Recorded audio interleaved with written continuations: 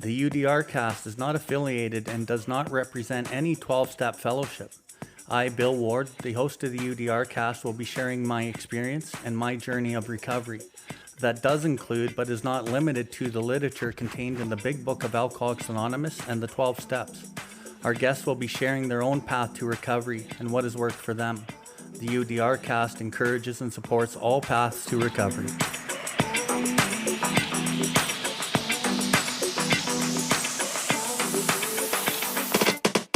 Welcome everybody to the Theudrcast. UDR stands for Uncover, Discover, and Recover. My name is Bill Ward, and I'm coming to you from the recovery capital of Canada, Calgary, Alberta. Here we are going to discuss everything recovery, different perspectives, different experiences, both with the people I know and with others from around the world. If you resonate with anything you've heard on this episode today, we ask that you share it with anyone who you think may benefit from it. If you have any questions or comments, please find us at BILLWARDLIFE and send us a message in the info section. We'll get back to you as soon as we can. If you are interested in more recovery content, you can find the buttons for the YouTube channel and other social media outlets on the homepage, and you will be redirected to those platforms. We can recover, one person, one family, one community at a time.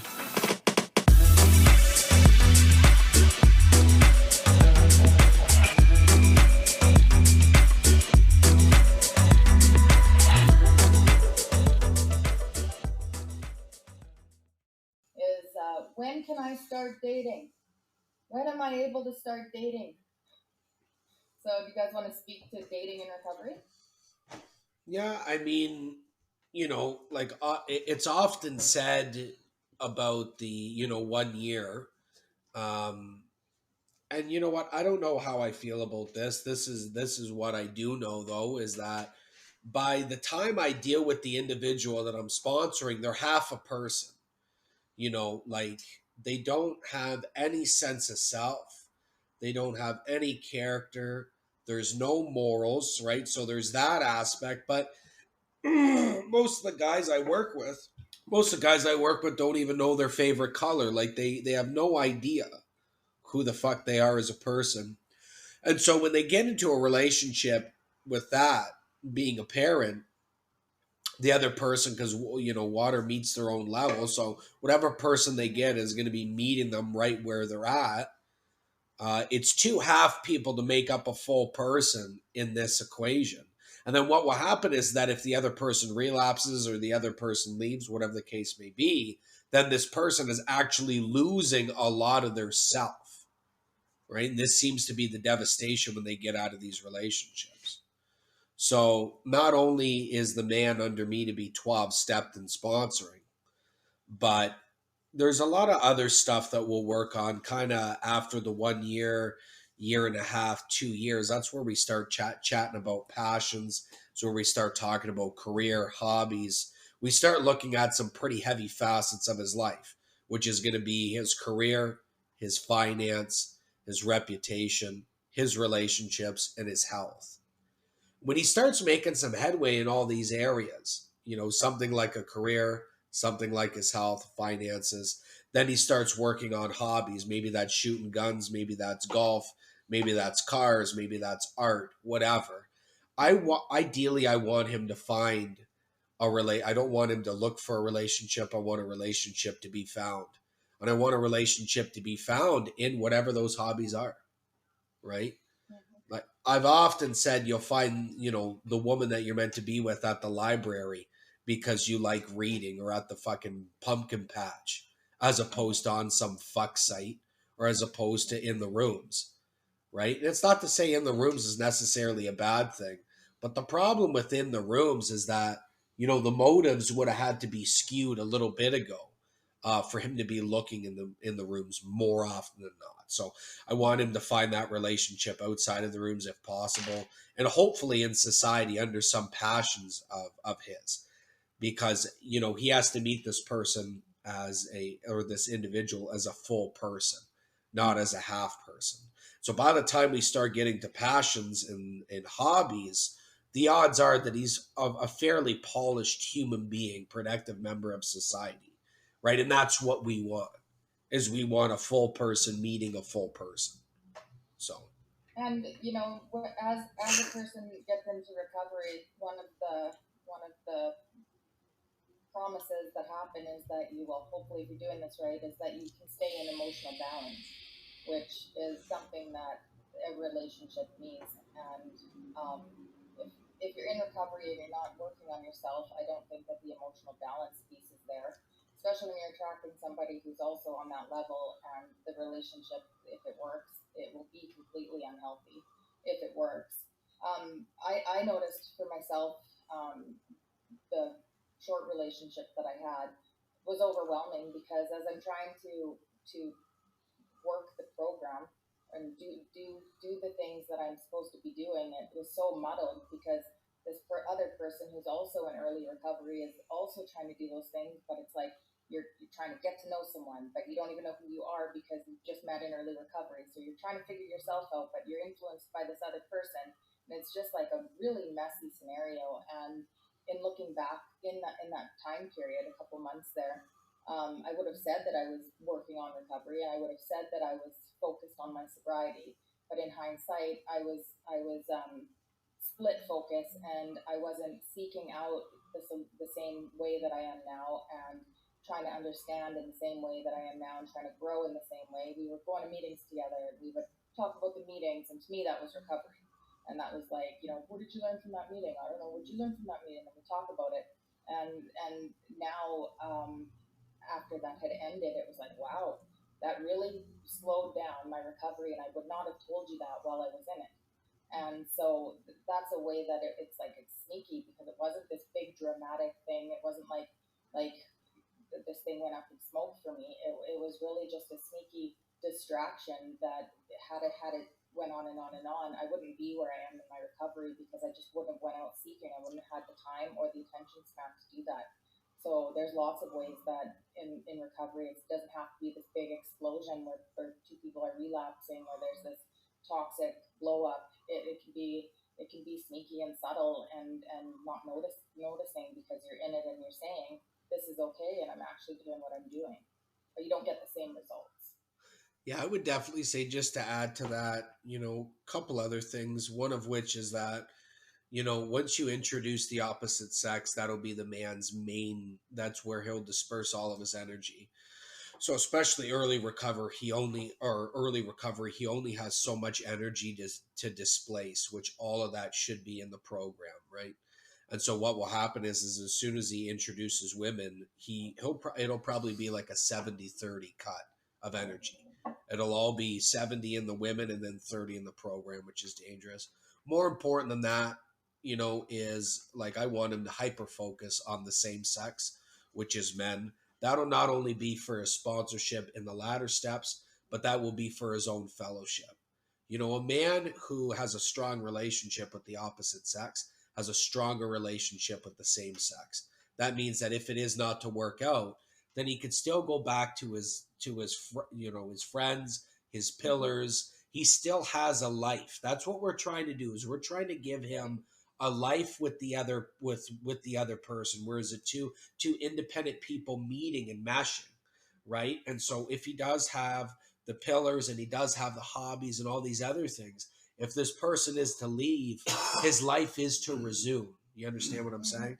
As opposed to his life now starting. We don't want his life now starting out of the relationship. It should have started way back when. And when you're listening, I'm getting a coffee. Okay. When you're first new in the program and we start looking at the step 4, I can see all of the things that this guy is making God, right? It's really, really apparent to see what the guy is making God, or the woman, okay? In the We Agnostics chapter, it talks about the fundamental idea of God is there, but it's often obscured by calamity, pomp, and worship of other things. Well, the pomp and the worship of other things is really important, because that's what he's actually making God. Pomp is self. Does the person that I'm working with spend most of his time thinking about himself? Well, yes, typically, because selfish self-centeredness is at the root of our troubles. The foundation of my life is built on me and what I want and what I can't get and how am I going to get it, and all of these selfish motives, self-seeking, dishonest, fearful, all based in self. And then the worship of other things is really important too. So what is he worshiping? Well, he's worshiping ideologies. He's worshiping the ideology that he has to be with a woman. He has to be married. He has to have kids. He has to have these things, and he'll go out in life and pry that shit into his life just because the idea of it is so strong and embedded in his psyche. Maybe sex is the worship. Maybe porn's the worship. Maybe the possession of the woman is the worship. And the thing is when you look at the four and you start looking at the resentments, the fears, and the sex conduct, which I don't call sex conduct, it's relationship conduct, you can see the defects of character, which are the overcompensations of not enough love within himself for himself. So he's always trying to overreach to go get whatever these things are so he can fill that hole inside of himself with these things from outside of himself. So you can see that all of these defects are actually manifestations of him not being okay with him. And the reason why it's so important to stay away from relationships for a year is so you can look at yourself, so you can grow in understanding and effectiveness with yourself, with Creator. Jesse talked about building relationships with other men. Typically, when I'm working with somebody, the most important relationship they have when I start with them is me and them and God. That's the number one. Then the next one is, if I'm working with a man, it's him and being a real friend to another man and to other men, and integrating himself into a true partnership where he's actually giving of himself so that the other parties can give back. And that's how relationships are actually built, right? They're built with two people giving of one another, okay with who they are, and accepting and receiving, giving and receiving. And then the third phase would be a friendship with a female that's non-sexual. The thing with most men is most men at some point want sex with the woman that they're interacting with. So a big part that I do with the guys I work with, I'm like, okay, you go make platonic friendships with this woman, whoever the woman is, and you build on like a real friendship where there's no motive. And I find a lot of guys don't treat women like human beings. They treat women like objects. They treat women like possessions. They treat women certain ways, a lot of guys, and they don't even know it because it's ingrained in their subconscious. So one of the things I do is I'm like, you're like a human being. Because the subconscious, if it goes unchecked, at some point, it'll turn into a sexual motive where they want to have sex with this person or more of an emotional, intimate relationship. That's not what we're talking about. You can have an intimate relationship if you treat them like a human being. And then finally, when they're able to step out and have a relationship, and I'm all about, okay, now it's time, go for it, man. You got to live, right? You got to make some mistakes and you got to learn through the mistakes. So I'm like, okay, go ahead. If you want to go on Tinder, go ahead. You want to go on this date, go ahead. I do agree with Jesse, and go find something similar where you can meet somebody with like-minded passions or hobbies where you can connect on a little bit different level and kind of have a different basis versus just recovery to grow from. But then they have to really keep in mind, treat her like a human being, right? You don't own her and you treat her like a human being. And that's worked really, really well. So it's important to stay out of relationship for quite some time. It's also important for the sponsor to be aware of their sponsee and where they are in their own growth, because everybody grows differently. And some people are way more attached to their codependent, toxic traits than others. Some people are more willing to bring God in than others. Some people are very self-reliant. So there's a bunch of things as a sponsor to help them navigate, and they get different needs met through my relationship with them and I'll give them different advice. Some I'll be hard with, some I'll be soft with, some I'll let them go out and make their own mistakes because I'm confident their relationship with God is pretty secure. And then they come back and we share whatever it was we need to share, and then we recalibrate and move forward again. The most important thing to this is building a relationship with God, building a relationship with yourself, and not drinking. Because the only way you can see the patterns in sobriety is by staying sober. And almost every relationship in your life is with another human being. And those teach you a lot. But the most important one to find is the one with Creator. Through the one with Creator, you find a relationship with yourself. Then you can go out and be a whole person, find a whole person, and you can give that mutual respect and then walk forward in a healthy relationship and learn the lessons. Maybe those lessons are only meant to be learned for 6 months or a year with this new person. At least they're confident enough in their own self and their own God that they can, with a proper display of honesty and morality, break up with the person in a good way, right? And that's another good lesson that people will run from most of their life. You know, and I've seen the men that I've worked with and women I've worked with, they've been able to break up with somebody in a really good and healthy way. And they also get to the point where they think that they just want to go and have sex with this person. But I often find that they do that, and I'll say, go for it. They'll do that, and they're like, that's not what I want.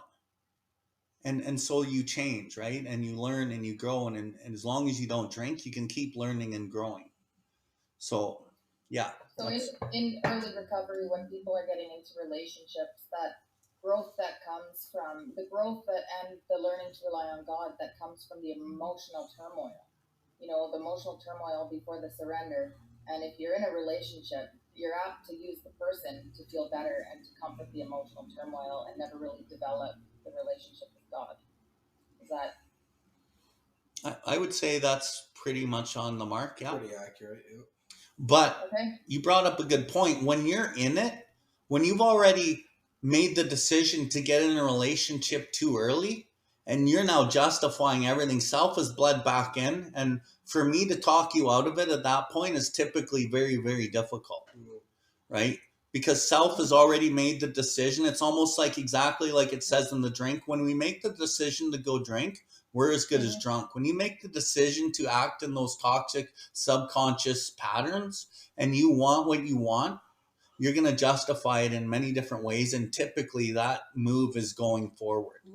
And all I can do at that point is give you the data on this is how it typically goes. This is what probably will happen. I wish you the best. And then typically what I say does happen, and then becomes a greater tool for me later as I stay working with them. And they're more apt to listen to the suggestions that I give them and the big book even more moving forward, as long as they don't drink.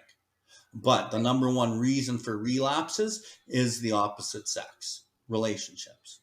And the number one reason they relapse has to do with the same dishonesty they use for a drink is the same dishonesty that a man uses. Let's say he's a year sober and he gets together with a woman who's, 2 days sober. That dishonesty for the drink is the same he'll use in the sex conduct. So the insanity is still alive and has been his whole recovery if that's what he's doing. And then the mental blank spot or the insane trivial excuse for a drink or a drug is still there. It actually never left. It's just in a different form, right? So that's probably the biggest thing that I've seen, that all of a sudden the guy just drinks one day and it's not a conscious choice because he's kept it alive. And a lot of people don't understand what Jesse just said about it's the same dishonesty that takes you to the drink that is the same dishonesty that bleeds into our lives. It's the same dishonesty. It takes a while to understand and see what we're talking about, but really it is, which is why I believe that honesty is the first principle in this program.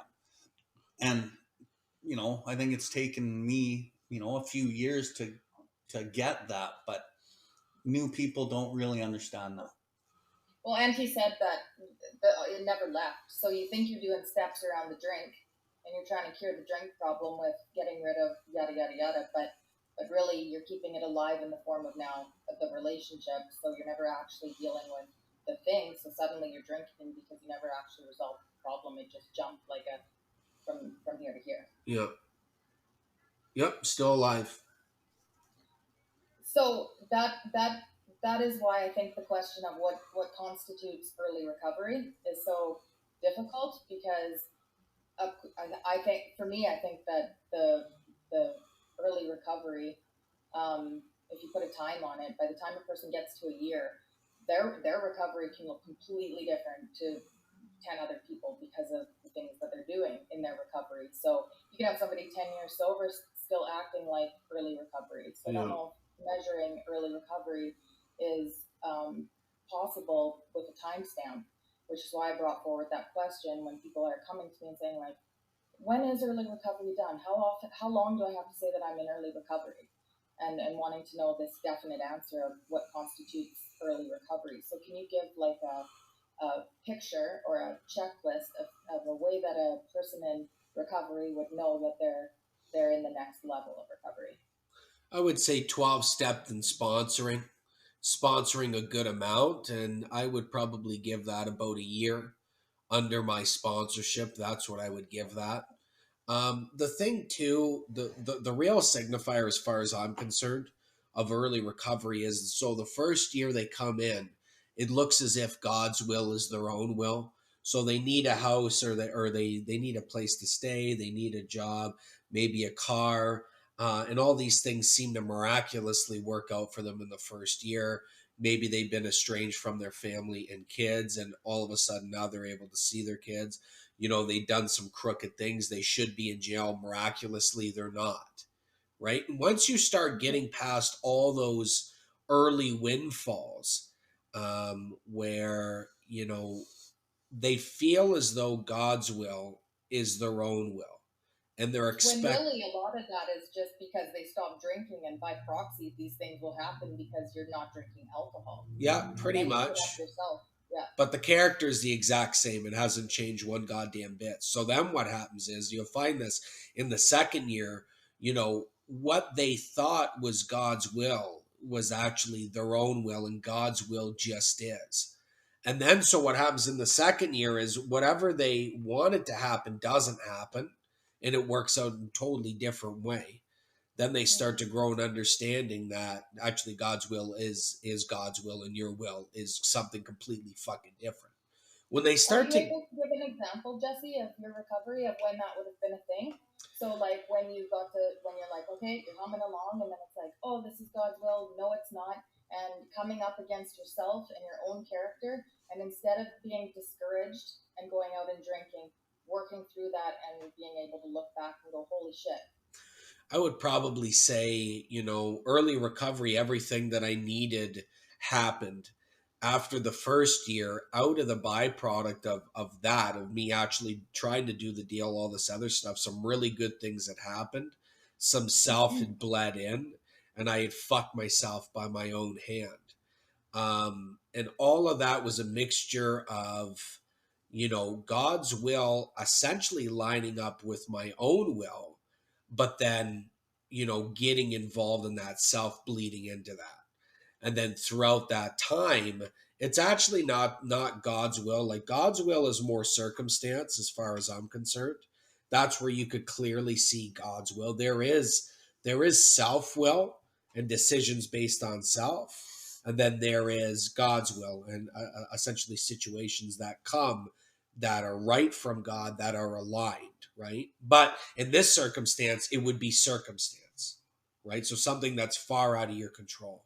So not to say so much that, it was more circumstance, God's will. It was more out of my own self-will and repercussions of that, decisions based on self. But, for the guy who's early recovery, it's going to look like God. It's not going to look like repercussions out of self. So, shortly after this, after I'd made the decisions I had made, I'm living in my car, showering at the Talisman Center, sponsoring guys, putting $5 in my gas tank, where over here I was just on top, and now I've absolutely burnt it all down to the ground. So naturally, in the fallout of that, you could bring God back in and start making God-centered decisions. But this is quite typically what will happen for a new guy in recovery, where he'll get everything back, fairly fast, he will fuck that up and then he'll just drink. It's as simple as that. It's very rare that these guys will stay sober in the fallout. Because what happened is that I was supposed to go to God for all these decisions and I didn't. And I was stuck in this gray area of building character. And when push comes to shove, generally a guy has no God to speak of and the insanity will win out yet again. But what I did is I sponsored throughout this whole time. And the sponsorship, I believe, gave me some sort of, some sort of aspect of sanity, so much so to call my sponsor when I was going to drink many years ago. So quite typically, though, what'll happen is that it will be circumstances. Everything that happens is circumstances for the guy in the first year. And then all of a sudden he wanted that job and he doesn't get it, right? And he thought that he could get into a relationship and he gets burnt out of that. And then all of a sudden, he thought he was building some financial nest egg. And then, the tax man calls and says, listen, you fucking owe us money, right? And it's more stuff like that are like totally out of the blue, like early recovery, I got this car back, all this other stuff. And, I end up going to re-register it and it's $3,500 worth of fucking tickets. That's the shit I'm talking about. Those things do not come up really in early recovery. You'll hear stories of individuals that you sponsor in their first year and it'll even blow me away. Cause I'm just like, if that happened to me today, it would be like, I would get fucking it. Like the repercussions I get out of self today is very quick and abnormally hard, where the guys in early recovery, they're given a lot of breaks. But until that second year, and this is the difference. I call that early recovery, where it's like they're just, oh my God, wow, my life. The birds are fucking chirping and oh my Lord, and this, that, and blessed be God, because it's all his will, right? But then all of a sudden shit goes down. This is life. Life can, in a lot of the arts, whether it be plays or whether it be movies or whether it be songs, a lot of these, depict the tragedies of life, which would be death or love lost, right? And now he's actually going to be a part of that, a part of the human experience where, all of a sudden, you think you owe $100 in re-registering your car and it's $3,500. And you think you got that job, you think you got this promotion, and naturally it doesn't happen because this is life. And when those things start happening to the individual, then he's no longer early recovery as far as I'm concerned. So is that like, so how I've kind of made sense of it at this point is where it talks about like, it's not a theory, we have to live it, but a person doesn't start actually living it until they have to. And so coming out of treatment for me, it was like a lot of these things were happening, like, oh, this is happening and that's happening and things are good, just as a result of me not drinking. And it's like, oh, this is, God's doing this for me, God's got my back up. And then I start coming up against some shit that it's not working out in the way that I wanted to. And like, the plans I have for myself aren't working out, even though I believe that this is what's best. And in doing that, I'm having to now rely on God and now actually, turn my stuff over, my fear that's coming up and my selfishness and my whatever's coming up in how life is coming at me in a way that I perceive it's unfair and it's difficult. And it's not this, oh, look at the birds singing and everything is so colorful and beautiful, sober. It's now I'm coming up against shit that this is not what I want and this is not how I want it.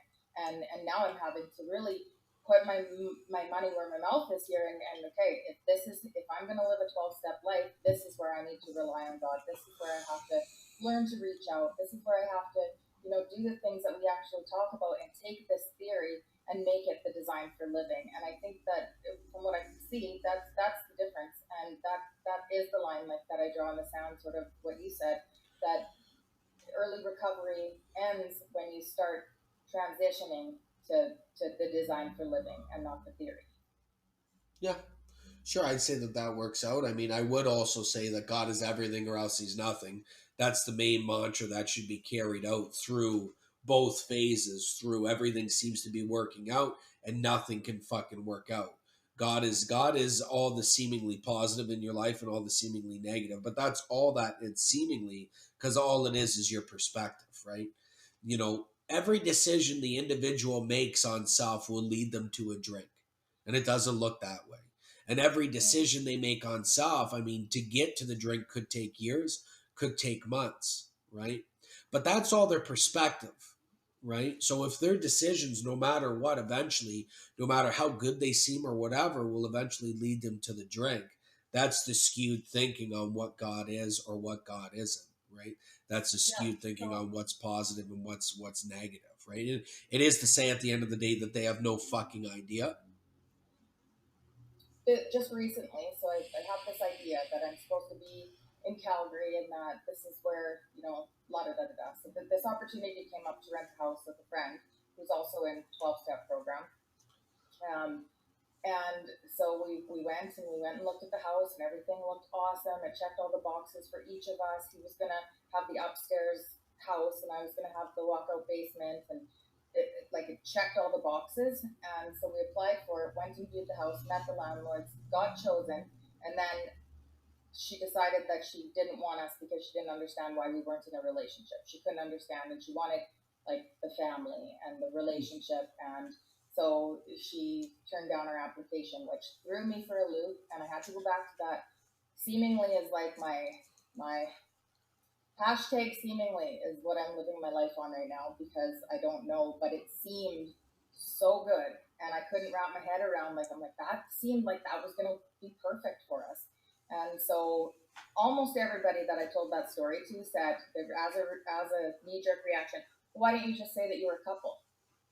It would have been so easy. We would have, and my friend and I even said, well, that would have been so easy to just go along with that. Why weren't we a couple? But really what that is like such a subtle form of manipulating and forcing the solution, my own will. And, as it panned out with just taking hands off of it and doing the legwork, that wasn't supposed to be. So how easy it would have been to just tweak that a bit, get ourselves into this house, and be living in a situation that was not in the design. And how quickly that happens. And then boom, I'm in this reality that I shouldn't have been. Maybe I'm not supposed to be in Calgary. Maybe I'm not supposed to, how that would have changed the whole trajectory of what goes on. Just that one small decision, and how people are running around like in life doing things like that. And, this is like why we're stepping on the toes of ourselves and going like, well, what the fuck, because everybody just does those things, even in small little ways, and not believing that there's a better outcome, and not giving themselves the chance to see that, because the only way that you can see that is by not doing it, having the faith, and then getting that time to look back and go connect the dots and go, shit, good thing I never did that. But you have to have total faith in the moment, because if you don't, you're doing your will and you're never going to see what the bigger plan is. So it's like and I don't know what I'm running on at this point. I'm just running on like, okay, you guys have done it like this. I believe that if I do it like this, that I'm going to have some ability to connect the dots and have my own story to say to somebody that I did it like this, and this was actually the result, and it's a damn good thing that I didn't make that small decision in self and force myself into a life that I wasn't supposed to be in. But I can't see that from here, so it has to be moves on faith, believing that you're going to get what everyone else has in your sponsorship and your pillars that you use. Good stuff. And the thing about the leap of faith is you can hear it from anybody and you can believe it. But until you're presented with the opportunity, until you're backed into a corner and in that moment where it's like, okay, do I fucking tell the lie? Essentially, it's a lie. Let's call it like it is. That I'm going to pretend like I'm a couple. And do I allow this decision based in self to dominate my life right now? Because it seems like this is what I should get and this is what I want. Well, in the big book, it talks about, the actor, being virtuous, kind, considerate, caring, modest, and even selfish and self-sacrificing. And then if we don't get what we want, we become dishonest. We become manipulative. We start prying and grabbing, angry, indignant, self-pitying. What is his basic trouble? Is he not really a self-seeker even when he's trying to be kind? Is he not a victim of the delusion that he can wrest satisfaction and happiness out of this world if he only manages well? Are these not the things that he wants? It's the things that we want is the what we turn over. The things that we want are hard to fucking turn over because we have the picture of how things should be. And when we don't get the things that we want and how it should be, we start suffering. And through the suffering, we become angry, indignant, self-pitying. And now we're making more decisions. Our ego is redoubling its effort to make more decisions to make me happy and get me what I want. And eventually, all of these little decisions, like Jesse said, takes you right back to the drink. And to tell a person who's trying to work in God's will that that's what's happening when their intentions and no, I'm doing God's will. No, intention under intention is always motive. And how long does it take to fucking understand motive? It takes a long time to understand self, what we're talking about here. And going back to early recovery, yeah, okay, Jesse kind of tied it off at early recovery is, let's say, after that first year when life gets real. Well, that first year, God was probably typically only a theory anyway. He wasn't practically applied through the directions of the big book. And you need more God. You need God for real in the second year moving forward. And it's not by mistake. Most people don't make it sober into their second, third, fourth, fifth year because they've never really given it over to God through the practical applications of what the steps ask us to do, i.e. step 10, i.e. step 4, step 5, relinquishment, willing and without reservation in your 6, doing amends properly without fucking selfish motive. And all of these things really actually allow God to work in our lives, right? So to me, early recovery is, yes, okay, the first phase of early recovery is that first year where you're kind of getting your feet wet, you're kind of getting grooved into what we're talking about and understanding some of the sayings and the slogans and the jargon. But by no means does a first year person even have a fucking clue what self is. Because most people aren't even fucking talking about self, for one. And for two, most people aren't willing to jump off that cliff, the Kierkegaardian leap of faith and trust in God's will, because what we want still drives us, that good intention still drives us. And until you meet people that you really fucking want what they have, and you're willing to do what they have, you won't fucking do these things. And that second year, if you're willing, you will start understanding self. Why? Because if you're following the dictates of the program, you're going to talk your sponsor, you're going to look at long-standing difficulties, you're going to look at the things that you think is not God's will and discuss it and go, yeah, it is God's will. God is everything or he's nothing. He is the good and he is the bad. Most people think that only the good is God. And then when bad stuff happens, there's no God to be found. They're not talking about God because it's full on self. And God is just an ideal or a theory. You'll see the people that are really working with God, they have a high level of acceptance because God is everything. God is the rejection, is God's protection. God is you get the job. And why did you take the job? Because you could be of maximum service to God and your fellows. And God is turning over all the things we want. Yes. Like the stuff that thinks, the things that you really want and the defects that you hold on to that you feel benefit you, and you can't see how letting go of those things are going to benefit you at all. Like right. In that moment where it's like, fuck, I just could have lied and been done with the whole process of blah, blah, blah, blah, blah. And so it's like all the bad things, but all those small moments where there's the good opportunities that you can twist yourself into if you just make a small little decision made in self, and you can maneuver it so that you get what you want.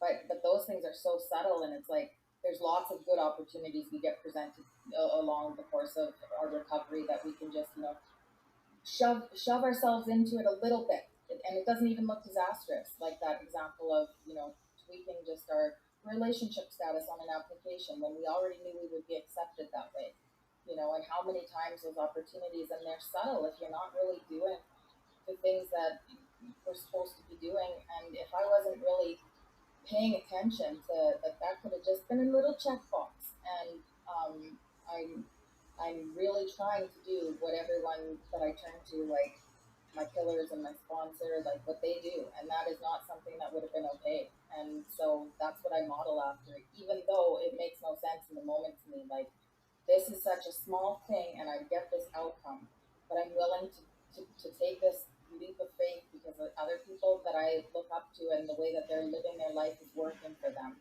So I'm going to have this faith, even in that. If I can't have it in God, if the person's at that spot, just to do it anyways and to see what the results are. And in those good things, that's the hardest time. For me, it's the hardest time. Like, I can come to God in pain much easier than I want to come to God when there's a good opportunity right in front of me that I feel like I can use self to get the outcome that I want. Yeah, and the thing about taking this road is not many people take the road. Character building and spiritual values have to come first. That material satisfactions were not the purpose of living. To get that into your head and really live by that premise is very fucking difficult. Why? Because when you look at a whole bunch of people that are in this program, very few are going to take the character building and spiritual values. And it doesn't make sense to go this way. When you look at 99% of the people are going the other way, why would I go this way? It makes sense that I should do this. It makes sense that maybe I tell this little white lie. It makes sense that I do these things. Why? Because everyone else is doing it. And I always say, well, that's normal. You want to do what's normal? You're going to get normal results in this program. And the normal results are not what you fucking want. Trust me. Let's look at the normal results. Now let's look at the people that you look up to.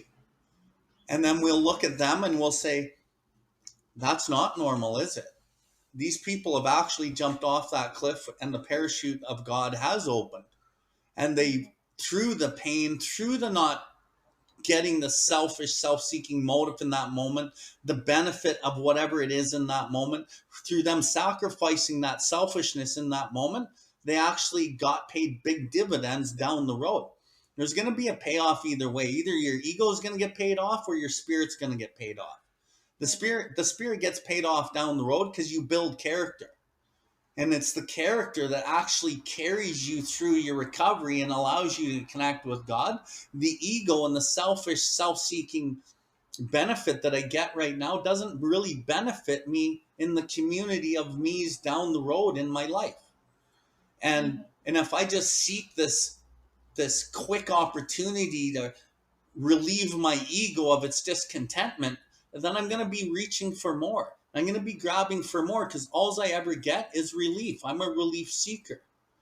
But if I can bring God in and not get that relief now, and I can build that character and I can use God and I can build strength to get through whatever that hard time is or whatever it is that I'm not getting that I want, I can fucking build within me the structures with Creator that allow me to navigate even more difficult situations later, that build character, that build genuine humility, that carry me through my whole life, that allow me to build real acceptance. It allows me to build faith. It allows me to build real integrity, not false integrity. But this stuff is hard. And, I think when people look at other people,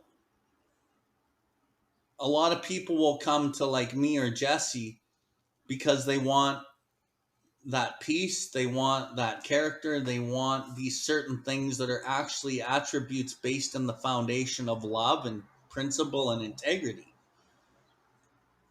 And then they will typically do the things that we ask them to do.